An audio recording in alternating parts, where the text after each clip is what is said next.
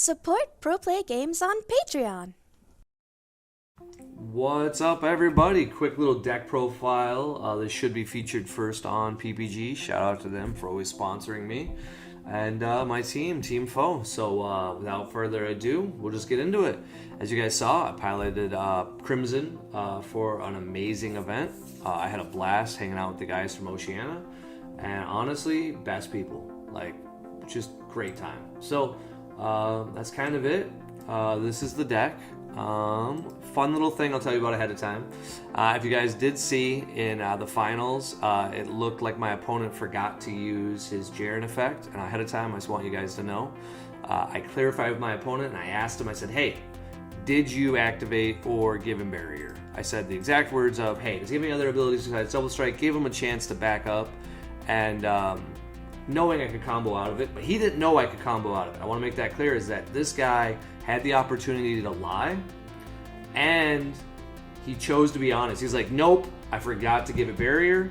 And so I played the Goku Black and then played Beerus because I figured it was good TV for you guys to watch at home. I knew everyone would be like, oh, Rietze's terrible, he rule shark. The reality of it is, it didn't matter, and it gave that guy a chance, and that guy's going to be a champion in many events. And I feel like it really says a lot about that guy's character. So take a second and appreciate how awesome that guy is, that he had the option of, when he missed an effect, to cheat in the finals of a major event, and he was honest. So, man, just impressive character. That's what you expect, and that's what Oceania is, in my opinion. It's just the best people. No one was a jerk to me, and if they were a jerk to me, they had that kind of energy I like, where they were like, man, it's messed up you're here to play us, but I respect you for flying out. So, like, they were just cool people. Honestly, I cannot wait to go back to defend my title. I fully expect Bandai to say that I can't in the future. Even though everyone's been doing this since the beginning of time. We had people from Italy for our Nats. Europe always says people transfer. But I think it changes once someone wins. But hey, let's talk about the deck. You guys have seen this profile before. I'll show you my changes, and we'll talk about what's different. But it isn't much. So, as you guys saw, I didn't do that great at our Nats. I had a really cool list that beat blue, and then I played all red. So I bubbled, and as a result, I was like, hey, I want to play this new deck because it can beat both decks.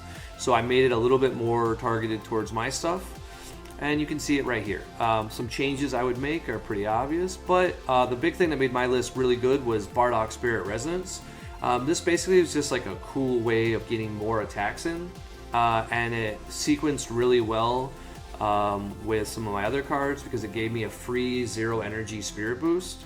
And then I also ran 4 copies of Piccolo, 2 copies of the Dark Overrealm. One card I wish I had another was Champa. There was many times I could have went for the game on 2, but I didn't have another Champa.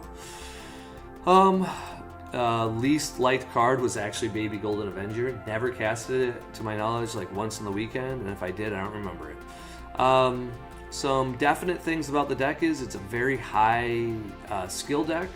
If you know blue cards, you can do very well. You saw me struggle against Cooler in large part because I didn't know what I was doing for blue.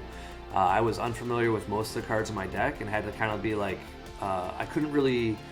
one of the things you need to do in cards is go to your outs. So, like, if you know you need a Gohan, you need to draw for, play a draw card. If you know you need a negate, you need to focus on that.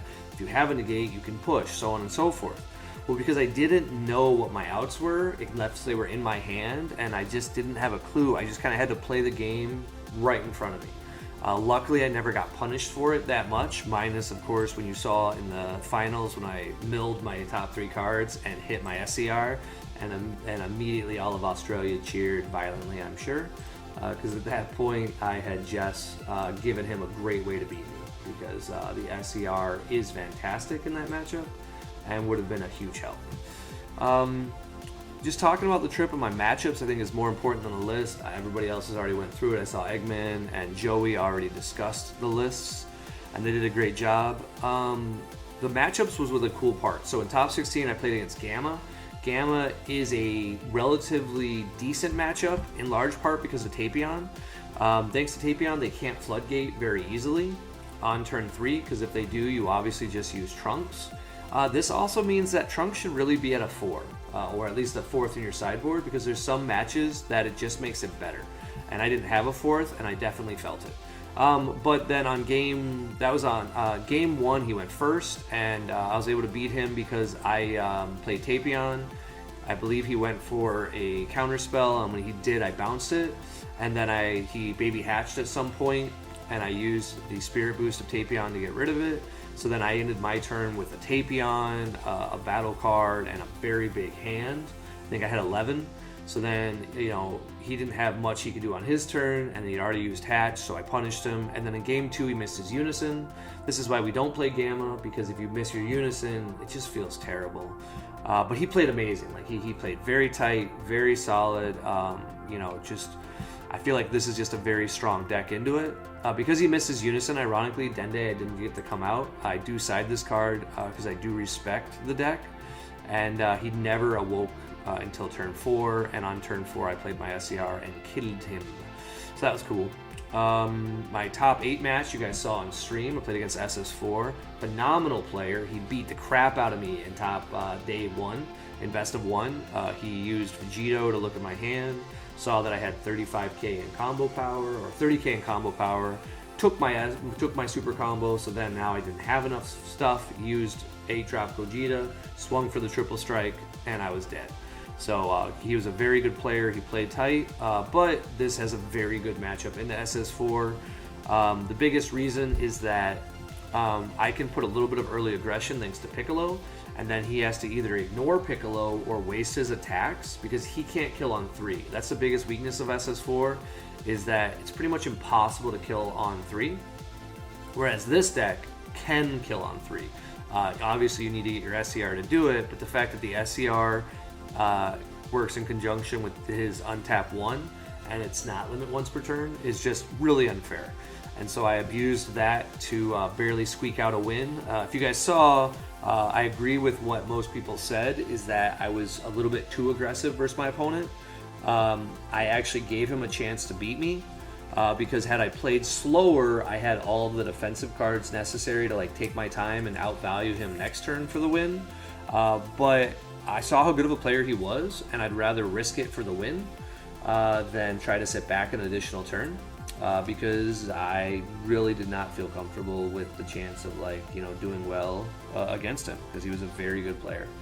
And so I went for it, and luckily he didn't have enough combo power to stop my SCR, and I was happy about it. In top 4 I played the mirror. Now the only thing that really separated the mirror was the fact that, in my opinion, Gohan SCR will let you win the mirror 9 times out of 10. The reason why is that their SCR is only good on turn 4 or turn 5.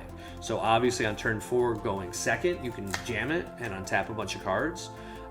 Whereas both games were very intense and very back and forward. However, on turn 3, game 1, I used Tapion's ability, drew a card, and it was Gohan. And I was like, yep, we're going for it. I jammed Gohan. He didn't have the counter spell. And I was like, okay, let's go. And then game 2, same thing happened, but he had the counter spell, so we just went another turn, and then obviously I jammed him again.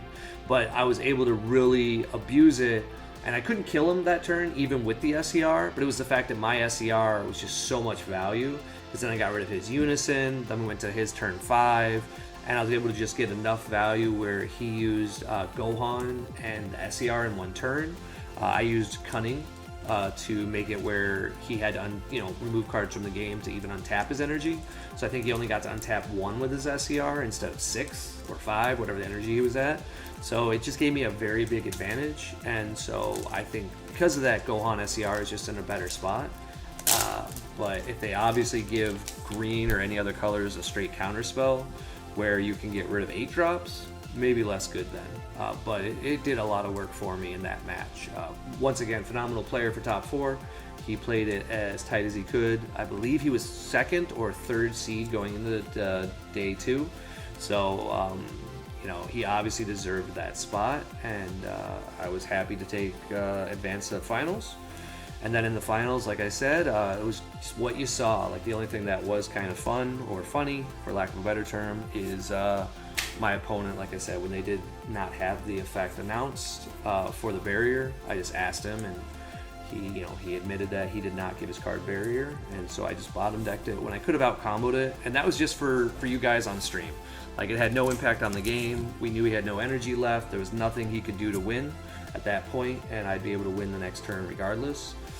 And so just for fun, we just, we bottom decked it so everybody on stream could be like, what happened? And I mean, that's just kind of like the show, right? Like, stream in general is super nerve-wracking and terrible because when you make a mistake, everybody acts like it's such a big deal. But then when they make the same mistake, they act like it's like, of course, I'm human. But yeah, it's not the same way around when you're on stream. Major changes, I think UI Goku should be higher, maybe a 3. Man, that card is insane. And that's kind of it. I really recommend you all go to Australia, but keep in mind you're not going to top. These players are significantly better at alternative strategies, and it isn't just meta. So you have to know, like, I played really cool stuff. And you just have to have no clue what you're going against, and that surprise factor is huge. And they know their decks, so it's not like this is just a kitchen table type game, and they're just playing whatever they want. No, they're bringing whatever they want to play, and they're bringing it competitive. So major props to them. They did a great job. They represented their country well, and we took it. So I'm in a great mood. If you guys got any questions, let me know. And now we just focus on fitness for a few months. I've been traveling for the last 7 weeks, as you guys have seen, doing My Hero Academia, Flesh and Blood, and Dragon Ball. And so now I'm honestly just excited to do these Beckett submissions and then take some time off. I'm working on a new aggro list in red. So here's the big thing is I'm trying to make Pilaf work for Worlds. That's the goal. If we can find a way to make Crimson great again, sure, but I think Crimson's bag is already there. And I'd rather just play red for Worlds. Worlds, I already got my invite, and that's the most important part. Then it just comes down to like, hey, what's everybody else playing, and did you choose the right deck? We all know Andrew Duvall's a beast, so that'll be a hard thing to beat. So I'd rather beat him with a color I know. Trying to play blue into one of the best blue players in the world seems like a pretty terrible idea on my part. So don't expect me on blue again. I only did it for Australia because you couldn't play red. I feel like red was a bad call, and I was right. Blue was the right call. So we'll see what you guys got. If you got any janky ideas, let me know, and I'll see if I can make them work. You guys have a good day, man.